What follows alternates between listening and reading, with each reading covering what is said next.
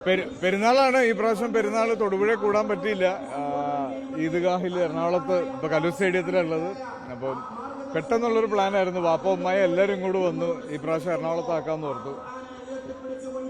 നോമ്പ് കഴിഞ്ഞ് പെരുന്നാളാണ് ഈ പ്രാവശ്യത്തെ പെരുന്നാൾ സ്പെഷ്യലാക്കുന്നത്. അച്ഛൻ്റെ സിനിമയാണ് സംഭവം എന്ന് പറഞ്ഞ സിനിമ.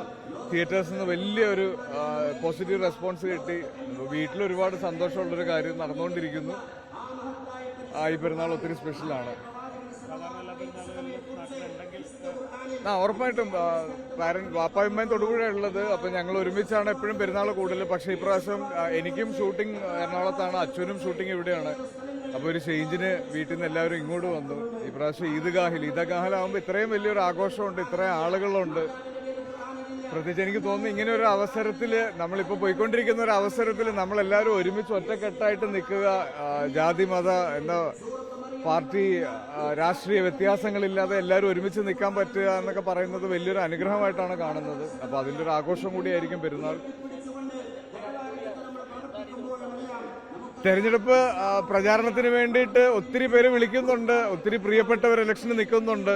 വളരെ ആകാംക്ഷ തരുന്ന ഒരു ഇലക്ഷൻ ക്യാമ്പയിന് സ്റ്റാർട്ട് ചെയ്തിട്ടുണ്ട്. അപ്പോൾ ഇങ്ങനെ സോഷ്യൽ മീഡിയ അപ്ഡേറ്റ്സും ന്യൂസ് ചാനലുകളിലുള്ള കവറേജും എല്ലാം കാണുന്നുണ്ട്. പിഷാരടിക്ക് വേണ്ടി ഞാൻ ഇന്നലെ പിഷാരടി ഇന്റർവ്യൂ കാണുമ്പോൾ വളരെ തമാശയൊന്നും ഇല്ലാത്ത, വളരെ സീരിയസ് ആയിട്ടുള്ള, വളരെ പക്വതയോട് കൂടിയുള്ള ഒരു ഇലക്ഷൻ പ്രചാരണത്തിനാണ് പിഷാരടി ഉന്നം വെക്കുന്നതെന്ന് പറഞ്ഞു. അപ്പോൾ എന്തായാലും എൻ്റെ സഹപ്രവർത്തകരായതുകൊണ്ട് തന്നെ എല്ലാവരുടെയും കൂടെ ഇലക്ഷന് പ്രചരണത്തിനും അവർ ആഗ്രഹിക്കുന്ന രീതിയിൽ അവരുടെ കൂടെ നിൽക്കണം എന്നുണ്ട്. നോക്കാം. ഉറപ്പായിട്ടും ഞാൻ രാഷ്ട്രീയത്തെക്കാൾ കൂടുതൽ എനിക്ക് തോന്നുന്ന ആളുകളുടെ സ്വഭാവം നോക്കിയിട്ടാണ് ഇത്രയും നാളും രാഷ്ട്രീയ പരിപാടികൾക്കാണെങ്കിലും സപ്പോർട്ടിന് വേണ്ടിയിട്ടാണെങ്കിലും ഇലക്ഷൻ ക്യാമ്പയിൻസിനും എല്ലാം പോയത്. എനിക്ക് പേഴ്സണലി ഇഷ്ടമുള്ള, അല്ലെങ്കിൽ എനിക്ക് പേഴ്സണലി അംഗീകരിക്കാൻ പറ്റുന്ന വ്യക്തികൾക്ക് വേണ്ടി ഇലക്ഷൻ പ്രചരണത്തിന് പോകണം എന്നാണ് എപ്പോഴും ആഗ്രഹം. അത് തന്നെയായിരിക്കും ഈ പ്രാവശ്യം സംഭവിക്കുക.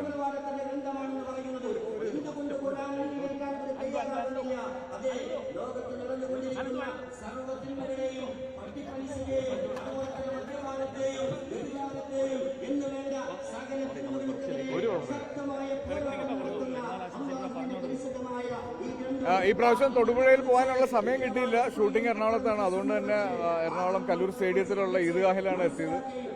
വലിയൊരു ആൾക്കൂട്ടം വരുന്നുണ്ട്. എനിക്കൊന്ന് ആളുകൾക്ക് ബുദ്ധിമുട്ടാകുന്നതിന് മുന്നേ നമുക്ക് പിരിഞ്ഞു പോവാം. അപ്പോൾ എല്ലാ പ്രിയപ്പെട്ടവർക്കും എൻ്റെ ഹൃദയം നിറഞ്ഞ പെരുന്നാൾ ആശംസകൾ. Thank you.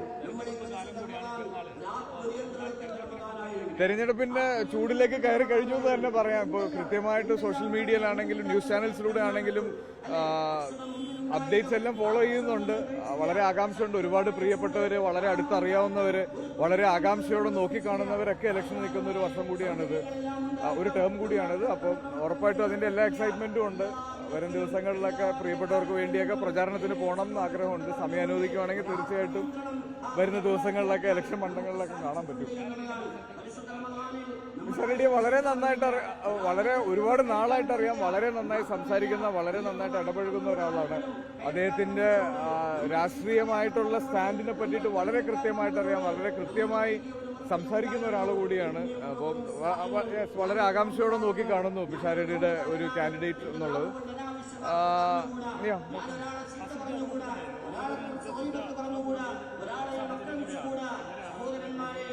എല്ലാവർക്കും ഉള്ള പോലെ തന്നെ ബുദ്ധിമുട്ടുകൾ കാണുന്നുണ്ട്.